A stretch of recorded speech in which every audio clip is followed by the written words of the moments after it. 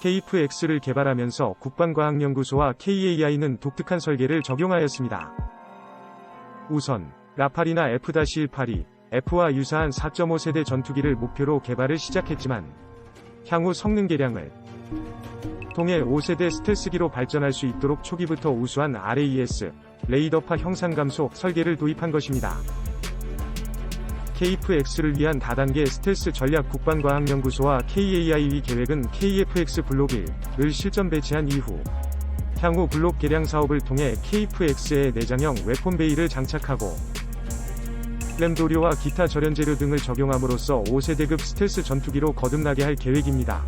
4.5세대 기본형을 블록, 스텔스형을 블록로 호칭하기도 합니다.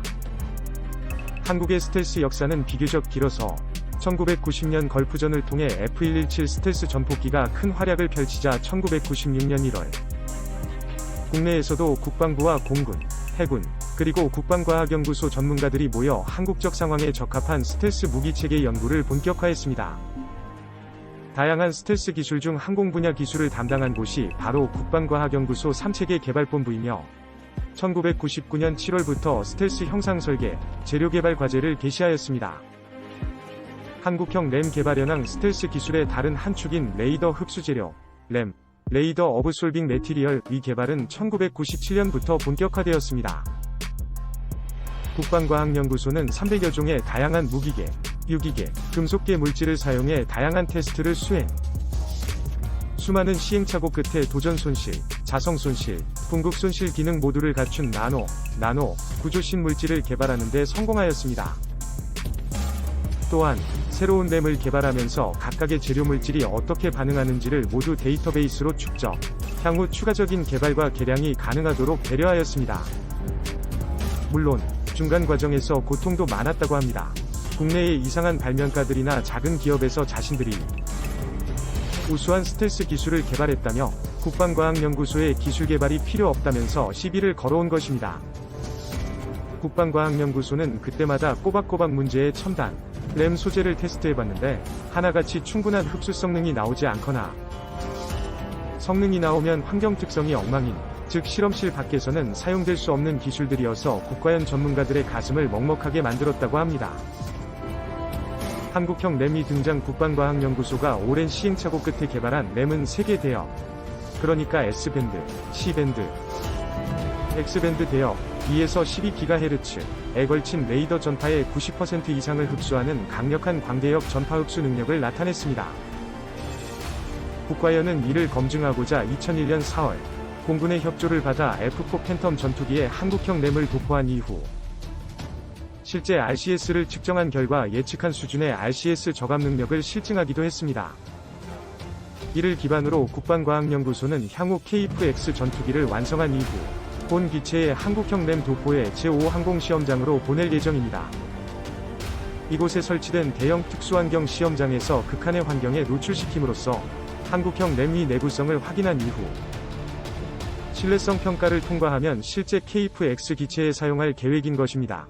그러나 사실 현재 사용 중이거나 개발 중인 램은 많은 한계점을 가집니다. 현용 램 도료는 특별히 관리된 대형 항온, 방습시설에서 전문가가 도료 형태로 천천히 도포해 층을 쌓아가는 형태이기에 칠하기가 어려울 뿐만 아니라 지속적인 관리가 요구되기 때문입니다. 본 문제로 인해 F-117이 조기 퇴역했습니다. 전문가들이 미국의 스텔스 기술을 세계 최고로 평가하는 이유 자체가 램의 흡수 능력도 우수하지만 무엇보다 다양한 극한 환경에서 사용할 수 있는 램 도료를 개발함은 물론 이를 관리할 수 있는 기반 기술과 경험이 있기 때문입니다. 한국형 스텔스 메타코팅, 요즘 핫한 스텔스 기술로 메타물질, 메타마트리어이란 것이 등장했습니다.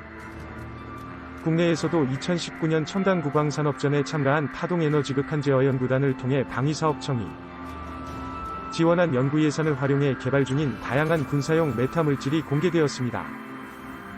대표적으로 KF-X 전투기의 기체 표면과 조종석 유리창에 사용할 수 있는 메타 스텔스 물질이 공개되었기에 이를 소개해봅니다.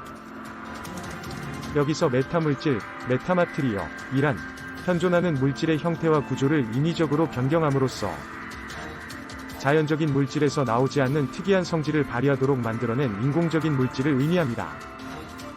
유연 메타표면 흡수체 파동에너지 극한제어 연구단이 개발한 유연 메타표면 흡수체 기술은 얇고 유연한 플라스틱 필름에 인쇄용 프린터를 활용해 메타 전도성 잉크로 레이더 흡수 성능을 갖도록 그린 다각형 도면 형태를 갖는 램 필름입니다.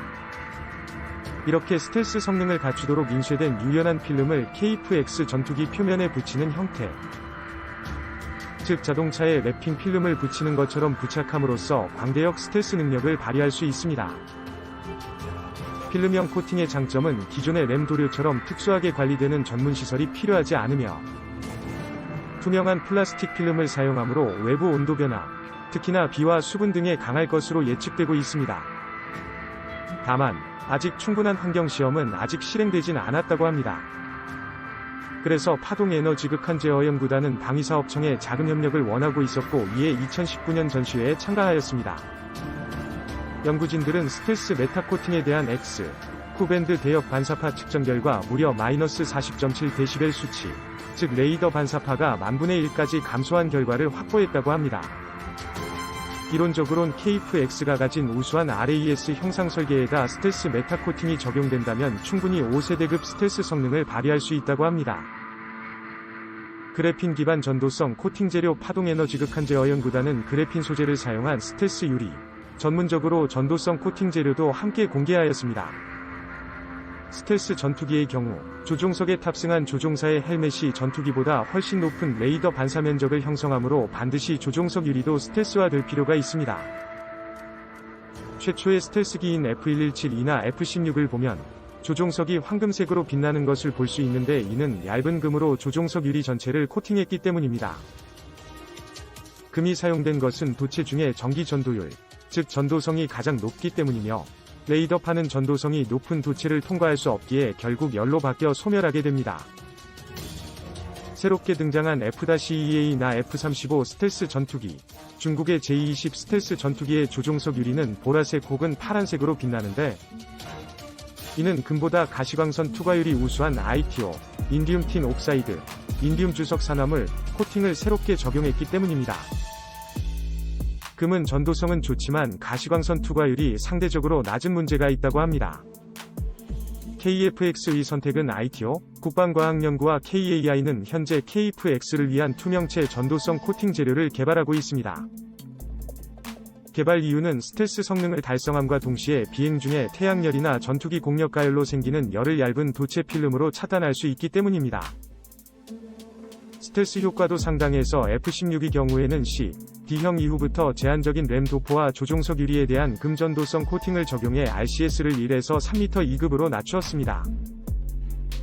이는 개발 단계부터 스텔스 설계를 적용한 타이푼이나 라팔, 1제곱미터과 같은 4.5세대 전투기와 동등한 스텔스 성능을 갖추게 되었음을 의미합니다.